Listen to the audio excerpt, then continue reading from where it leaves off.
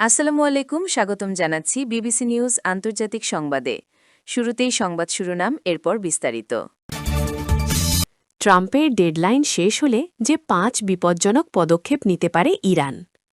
Iran ক্ষেপণাস্ত্র তাক করতেই হরমুজ থেকে পালালো মার্কিন যুদ্ধজাহাজ।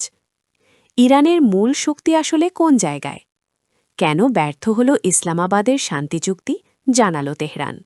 এখন বিস্তারিত। আপনি যদি ইসরায়েলের ধ্বংস চান এবং মুসলিমদের পাশে থাকেন, তাহলে ভিডিওতে লাইক করে চ্যানেলটি অবশ্যই সাবস্ক্রাইব করে দিবেন এবং আপনার মূল্যবান মতামত অবশ্যই কমেন্টে লিখে জানিয়ে দিবেন। ট্রাম্পের ডেডলাইন শেষ হলে যে 5 বিপজ্জনক পদক্ষেপ নিতে পারে ইরান। ট্রাম্প মঙ্গলবার রাত 8টার মধ্যে ইরানকে হরমুজ প্রণালী খুলে দেওয়া বা চুক্তিতে আসার সময়সীমা দিয়েছেন। না হলে ইরানের অবকাঠামোতে বিধ্বংসী হামলার হুমকি দিয়েছেন তিনি। কিন্তু তেহরান নমনীয় হওয়ার কোনো ইঙ্গিতই দেয়নি। বিশেষজ্ঞরা বলছেন, সময়সীমা পেরিয়ে গেলে ইরান কোনো সাধারণ প্রতিরক্ষামূলক পদক্ষেপ নেবে না, যেমনটা আগেও তারা করেননি। তেহরানের কৌশল হল লেয়ার্ড এসিমেট্রি বা যুদ্ধের মূল্য এতটাই বাড়িয়ে দেওয়া যাতে বৈশ্বিক অর্থনীতি নিজেই ক্ষতিগ্রস্ত হয়। হরমুজ অবরোধ করলে ইরান এই 5টি বিপজ্জনক পদক্ষেপ নিতে পারে। 1. বিশ্বকে আরও বড় অর্থনৈতিক ধাক্কা দেওয়া। ইরানের সবচেয়ে বড় অস্ত্র হল তার ভৌগোলিক অবস্থান। হরমুজ প্রণালীতে স্মার্ট মাইন ও জিপিএস জ্যামিং দিয়ে ইরান পুরো রুটটিকে কিল জোন বানিয়ে বিপজ্জনক করে রেখেছে, যার ফলে ইতোমধ্যে তেলের দামে বড় প্রভাব পড়েছে। এখানে একটি ট্যাঙ্কারও ডুবলে তেলের দাম ব্যারেল প্রতি $200 ছাড়িয়ে যেতে পারে। ইরান ক্ষেপণাস্ত্র তাক করতেই হরমুজ থেকে পালাল মার্কিন যুদ্ধজাহাজ। হরমুজ প্রণালী পার হওয়ার চেষ্টা করে ব্যর্থ হয়ে ফিরে যেতে বাধ্য হয়েছে 2টি মার্কিন গাইডেড মিসাইল ডেস্ট্রয়ার। ইরান বলছে এটি মার্কিন নৌবাহিনীর প্রচারণামূলক অভিযান ছিল, যা মুখ থুবড়ে পড়েছে। ইরানের রাষ্ট্রীয় সংবাদ মাধ্যম প্রেসটিডি দাবি, ইউএসএস মাইকেল মার্ফি ও ইউএসএস ফ্র্যাঙ্ক ই পিটারসন নামের 2টি আর্লে বার্গ শ্রেণীর ডেস্ট্রয়ার পারস্য উপসাগরের মুখে পৌঁছানোর পরই ইরানের উপকূলীয় প্রতিরক্ষা ব্যবস্থা সক্রিয় হয়ে যায়। ক্রুজ ক্ষেপণাস্ত্র জাহাজ দুটিকে লক করে এবং আক্রমণকারী ড্রোন পাঠানো হয় তাদের অনুসরণ করতে।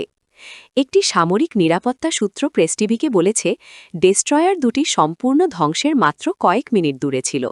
ইরানি বাহিনী তাদের ঠিক 30 মিনিট সময় দিয়েছিল পথ বদলাতে। তারা সঙ্গে সঙ্গে মেনে নিয়েছে। প্রেস টিভি আরও জানিয়েছে, মার্কিন নৌবাহিনী ইলেকট্রনিক যুদ্ধকৌশল ব্যবহার করে ধরা পড়া এড়াতে চেষ্টা করেছিল। এর মধ্যে ছিল জাহাজের অটোমেটিক আইডেন্টিফিকেশন সিস্টেম বন্ধ করে দেওয়া।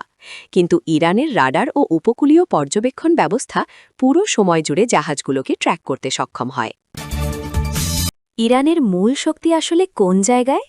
2 সপ্তাহের ভঙ্গুর যুদ্ধবিরতি, বৈশ্বিক বাজারে অস্থিরতা এবং হরমুজ প্রণালীতে তেলবাহী জাহাজ আটকে থাকার মতো পরিস্থিতি মিলিয়ে ইরান যুক্তরাষ্ট্র সংঘাত নতুন এক কৌশলগত বাস্তবতার দিকে এগোচ্ছে বলে বিশ্লেষকরা মনে করছেন। এই পরিস্থিতিতে অনেক পর্যবেক্ষকের মতে ইরানের শক্তি এখন আর শুধু সামরিক সক্ষমতা বা পারমাণবিক কর্মসূচির মধ্যে সীমাবদ্ধ নেই, বরং বৈশ্বিক জ্বালানি সরবরাহ ব্যবস্থার ওপর প্রভাব বিস্তারে তাদের সবচেয়ে বড় কৌশলগত হাতিয়ার হয়ে উঠছে।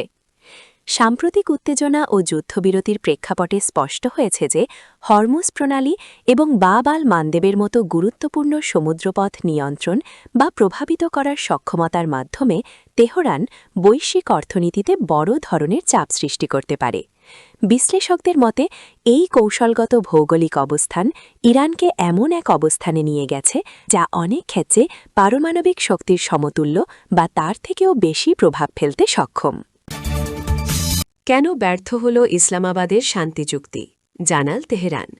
গত সপ্তাহে ইসলামাবাদে অনুষ্ঠিত ইরান ও যুক্তরাষ্ট্রের মধ্যে উচ্চ পর্যায়ের গুরুত্বপূর্ণ শান্তি আলোচনা কোনো চুক্তি ছাড়াই শেষ হয়েছে। তেহরানের দাবি, তারা প্রায় একটি সমঝোতার কাছাকাছি পৌঁছে গিয়েছিল, কিন্তু শেষ মুহূর্তে যুক্তরাষ্ট্রের অযৌক্তিক দাবির কারণে আলোচনা ভেস্তে যায়। ইরানের পররাষ্ট্রমন্ত্রী আব্বাস আরাগাচি সামাজিক যোগাযোগ মাধ্যম এক্সে জানান, গত 47 বছরের সবচেয়ে গুরুত্বপূর্ণ ও নিবিড় এই আলোচনায় ইরান আন্তরিকতার সঙ্গে অংশ নিয়েছিল।